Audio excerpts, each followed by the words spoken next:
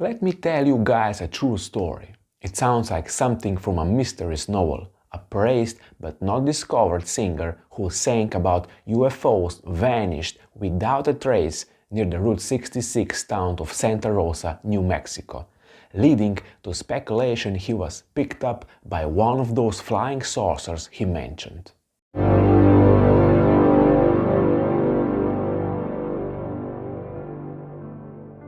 It is a sad fact that there are people who seems to swallowed up whole, vanishing to never return, and most often leaving behind bizarre clues. Many of these people slip through the cracks, never even recorded on radar, but others manage to worm their way into the stories of great disappearances based on their achievements in life.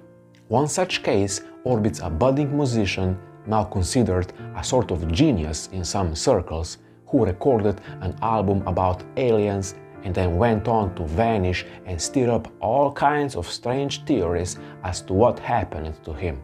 Jim Sullivan was a folk rocker who came into the scene in 1960s in Los Angeles, California, starting with his band and working the club scene, eventually making a name for himself as a fixture of a popular Malibu club called Raft.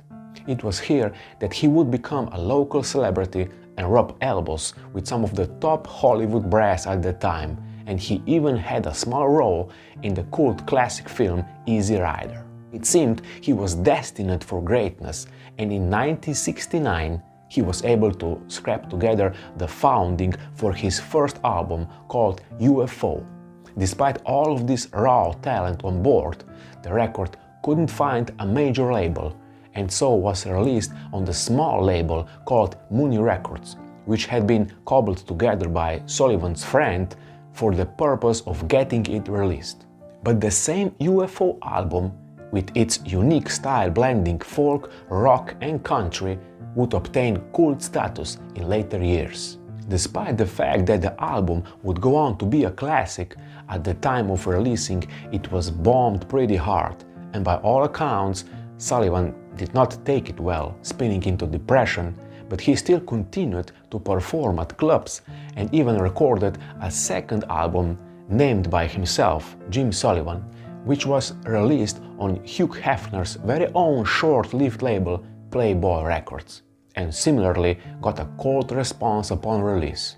He never would recover from his perceived failure to make it big, becoming alcoholic and increasingly paranoid that people were ripped off his signature style, all while his marriage slowly fell apart. In 1975, the increasingly disappointed Sullivan decided to go to Nashville, Tennessee for a fresh start and to try to inject some life into his floundering career.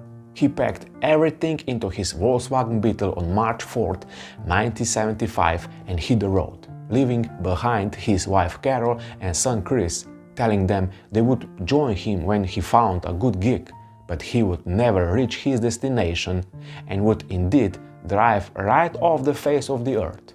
It is known that he made it as far as New Mexico, where he arrived the following day, but then things get a bit murky.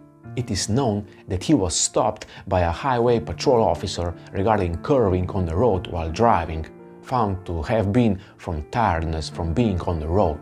He had then checked into the La Mesa Motel in Santa Rosa, New Mexico, but it would later be found that the bed in the room had never been slept in and that his key had been locked in there. The following day, he was supposedly spotted aimlessly wandering around at a ranch about 26 miles away.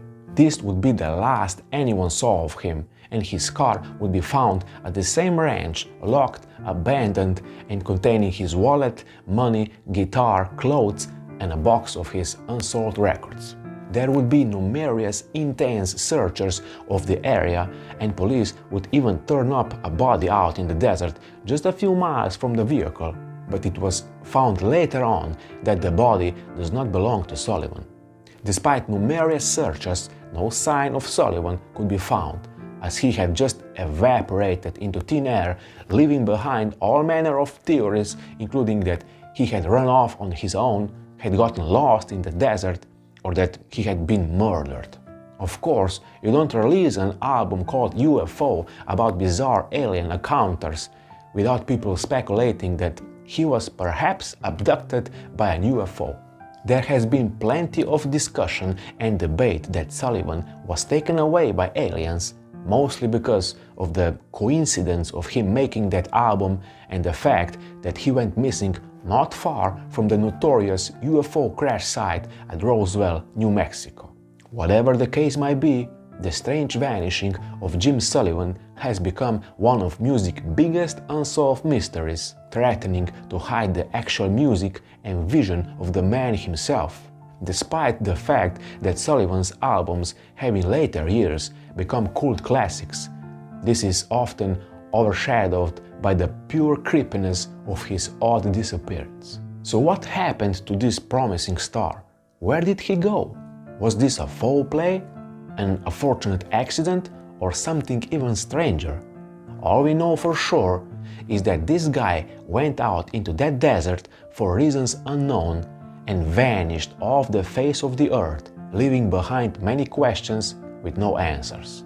His legacy lives on, in a sense, but what happened to him will likely forever be a mystery. If you want to hear about another bizarre disappearance, check out this video about a young female who got missing 10 years ago and which case remains unsolved to this day. See you next time, guys. Stay safe and take care. Bye-bye.